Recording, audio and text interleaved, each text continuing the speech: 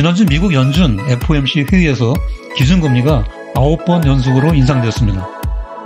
결과는 대체로 시장에서 예상된 것이었으나 그 의미는 어느 때보다도 중요했습니다. 글로벌 금융 시스템의 안정성이 위협받고 있는 가운데 지난 1년 동안 역대 초고속으로 이어져 온 연준의 금리 인상 대행진이 곧 끝날 것으로 예상되고 있기 때문입니다. 이제 남은 것은 경기 침체 진입 가능성입니다.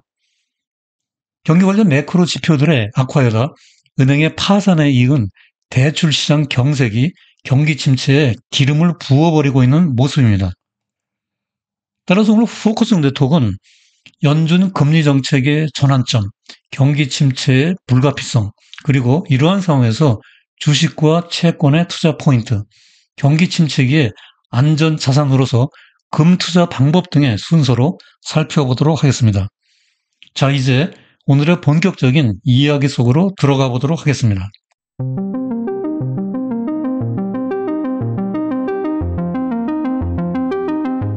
안녕하세요. 포커스 네트워크의 우버 박사입니다.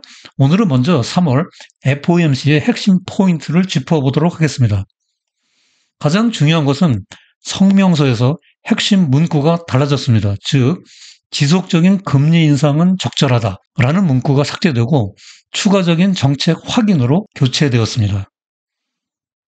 다음으로 경제 전망 SEP에서 금년도 GDP 추정치를 낮추었습니다.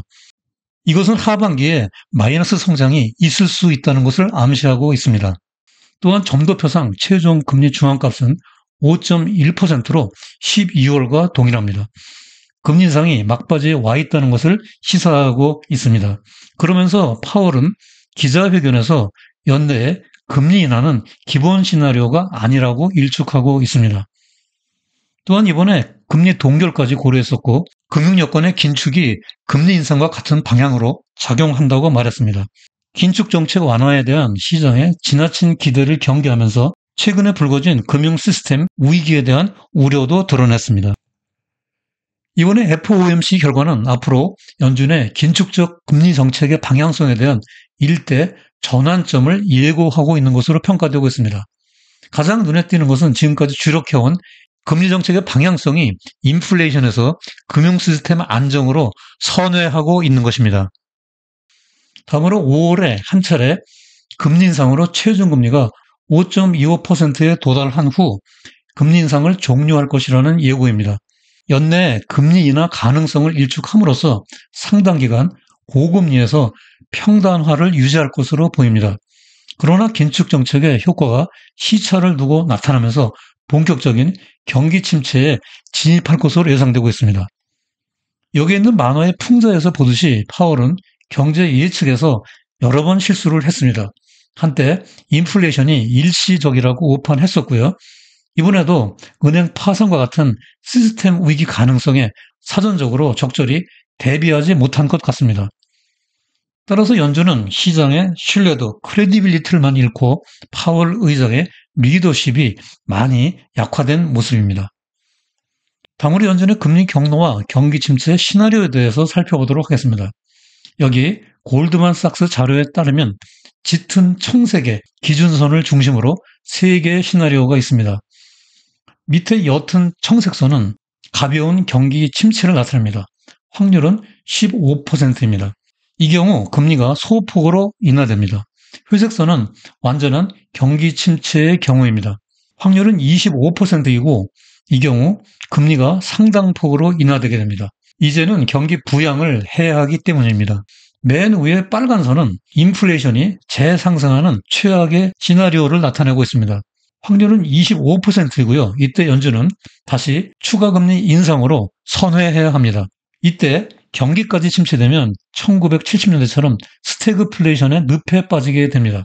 당시 연준 의장이었던 아서 번스는 역사상 최악의 연준 의장으로 기억되고 있습니다. 사실 현재 경기 관련 매크로 지표들을 보면 아직 경기 침체가 오지 않고 있다는 것이 이상할 정도입니다. 10년물과 2년물 그리고 10년물과 3개월 국채의 장단기 금리 차가 역전된 것은 오래전 이야기입니다. 역전폭이 1981년 42년 이래 최대로 벌어졌습니다. 그리고 파월 의장이 경기 침체 지표로 100% 신뢰한다는 단기선도 스프레드도 지난 11월부터 역전되어 있습니다. 또한 컨퍼런스 보드가 발표하는 경기 선행 지수도 적색 구간으로 하락해 있습니다. 1년 이내에 경기 침체가 올 확률도 57%에 달하고 있어 1981년 이래 최고로 높은 수준입니다. 이러한 매크로 경제지표 상으로 볼 때 앞으로 경기 침체는 불가피해 보입니다. 그러나 파월 연준 의장이 믿는 지표가 딱 하나 있습니다. 바로 고용지표입니다. 파월은 기회가 있을 때마다 노동시장이 여전히 강하다면서 경기 침체의 가능성을 부인해 왔습니다. 지금까지 고용지표가 잘 나오면 금리를 인상하게 되는, 즉 굿 뉴스가 배드 뉴스가 되었었죠.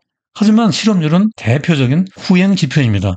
여기 그래프에서 보듯이 경기 침체 6개월 전, 1개월 전, 1개월 후 마지막 달 중에서 어느 막대가 가장 높은가요? 마지막 달에 지난 군청색 막대가 가장 높습니다. 따라서 통상적으로 경기 침체 진입 전 그리고 초기보다 말기에 1개월을 남겨두고 경기 회복 직전에 실업률이 급등세를 보이는 경향이 있습니다. 따라서 현재 실업률이 3.6%라고 전혀 자만할 수 없는 것입니다. 실업률이 5에서 6%로 급등하는 것은 경기 침체 마지막 단계에서 일어나기 때문입니다.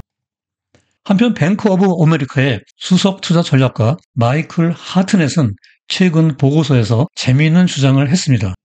즉 역사적으로 장단기 금리차 곡선이 가파르게 상승으로 전환되면 반드시 경기 침체 국면에 진입한다는 것입니다.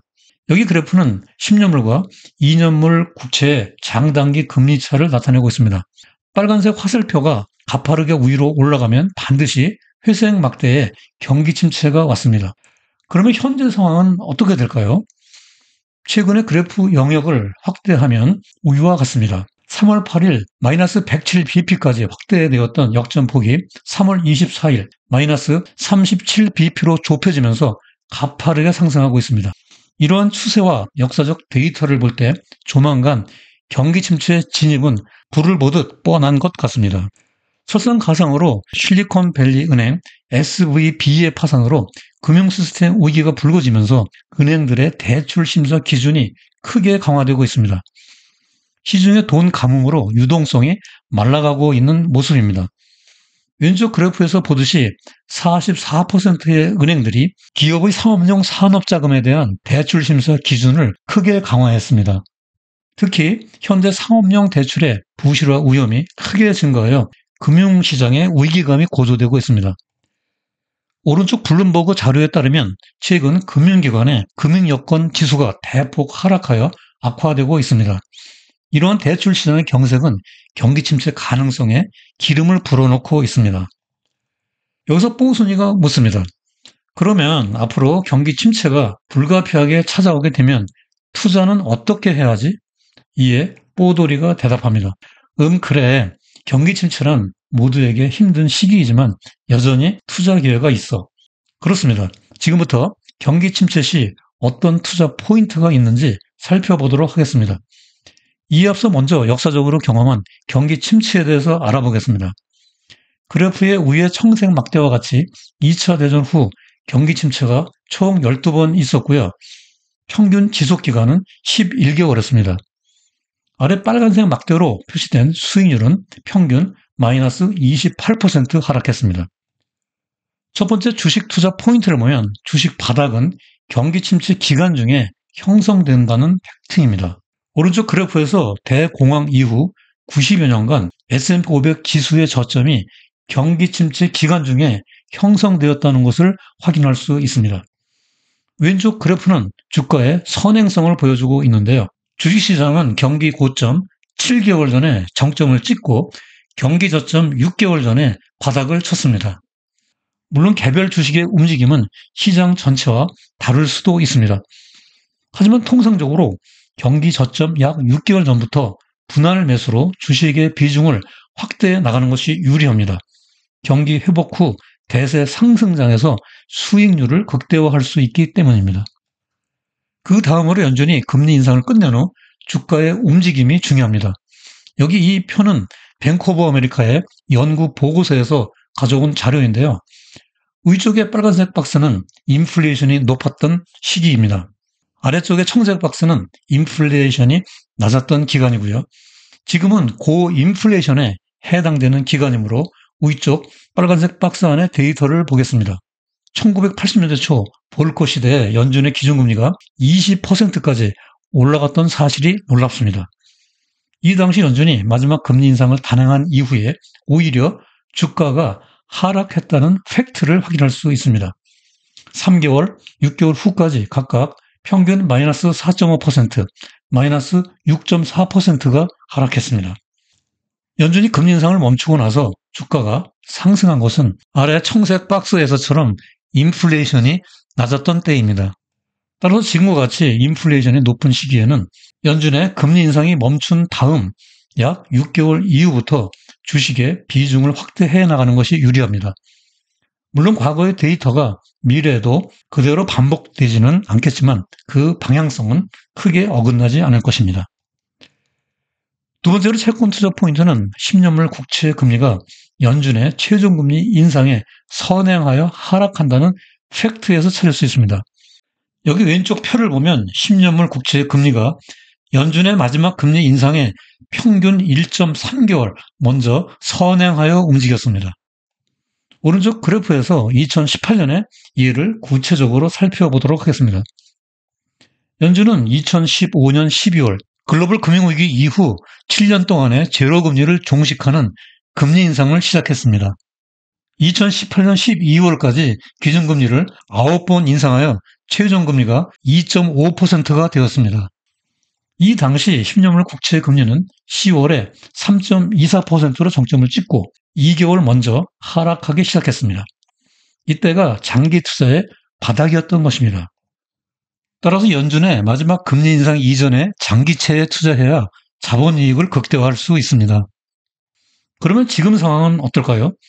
연준의 금리 인상이 완전히 멈추기 전인데 3월 초 4%대까지 상승했다가 SVB 파산과 크레디트 스위스 은행의 파산 위기가 국채 금리에 급락을 부추겼습니다.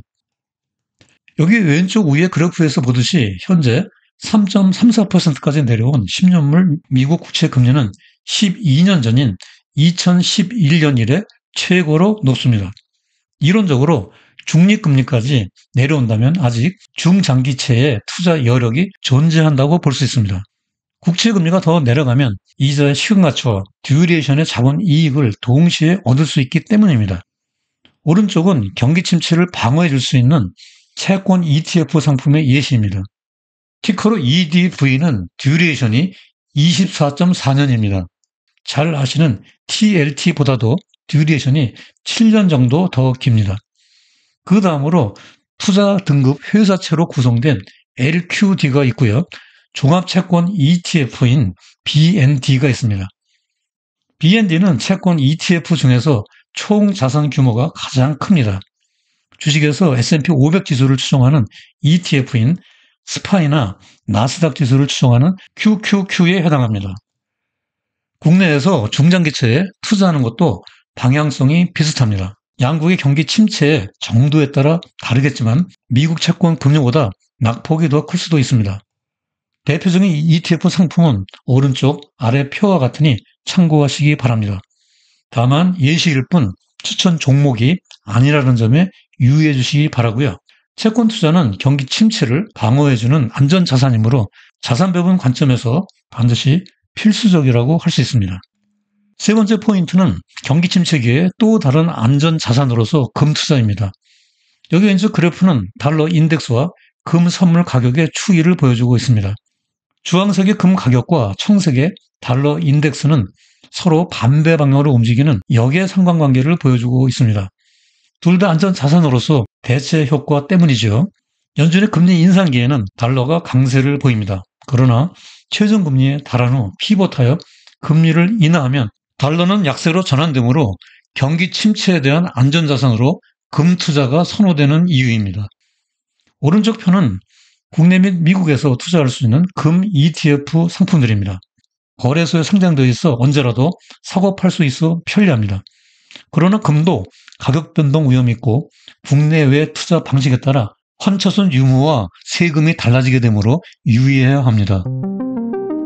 마지막으로 경기 침체기의 투자 전략 중에서 가장 중요한 포커스 포인트는 자산 배분입니다. 투자의 달인 워런 버핏은 분산 투자, 즉 자산 배분으로 부를 보존하고 집중 투자로 재산을 쌓아라 라고 말했습니다. 경기 침체기에는 내가 가진 돈을 보존하여 지키는 것이 매우 중요합니다. 그 이후에 경기가 회복되고 확장기로 돌아서면 집중 투자하여 수익률 극대화로 부를 불릴 수 있습니다. 우량 가치주를 좋아하는 버핏과는 달리 개인의 투자 성향에 따라 성장주에 집중 투자할 수도 있습니다. 무엇보다도 경기 침체기에는 현금 비중을 늘려놓고 특히 미국 투자자들은 달러를 확보해 놓아야 하겠죠. 안전자산으로서 금투자, 금리 하락기에 듀레이션 전략으로 장기채 투자, 그리고 경기 방어주에 대한 투자 등으로 분산 투자할 수 있습니다. 경기 침체기에 자산 배분의 중요성은 아무리 강조해도 지나침이 없기 때문입니다.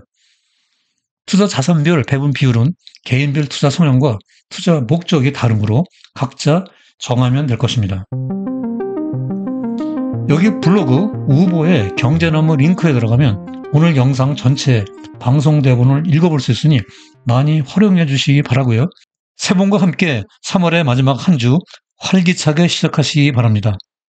오늘 영상이 도움되셨다면 구독과 좋아요 부탁드리고요.